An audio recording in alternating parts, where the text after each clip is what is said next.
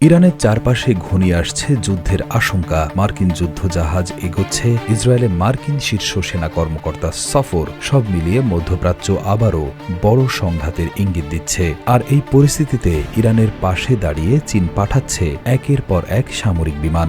মার্কিন সেন্ট্রাল কমান্ডের শীর্ষ কর্মকর্তা জেনারেল ব্রাড কুপারের ইসরায়েল সফর পরিস্থিতিকে আরও অস্থির করে তুলেছে। চীনের গোয়েন্দা এবং সামরিক বিশ্লেষকদের মতে এই সফর ইরানের বিরুদ্ধে সম্ভাব্য সামরিক হামলার প্রস্তুতির অংশ।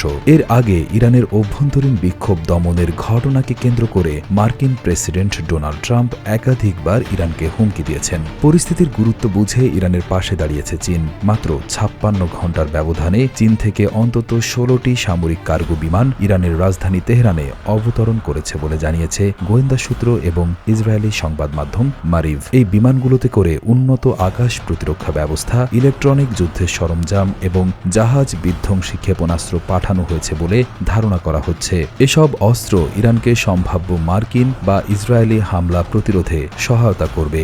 চীনের সবচেয়ে শক্তিশালী Y-20 কার্গো বিমানে এই সরঞ্জাম পাঠানো হয়েছে। এই বিমান একসঙ্গে 60 টনেরও বেশি ভারী সামরিক রসদ বহন করতে পারে। ধারণা করা হচ্ছে চীন ইরানকে HQ-9 দীর্ঘপাল্লার আকাশ প্রতিরক্ষা ব্যবস্থা এবং রাডার জ্যামিং প্রযুক্তি দিয়েছে। এই সহযোগিতা চীন ও ইরানের 25 বছরের কৌশলগত চুক্তির অংশ।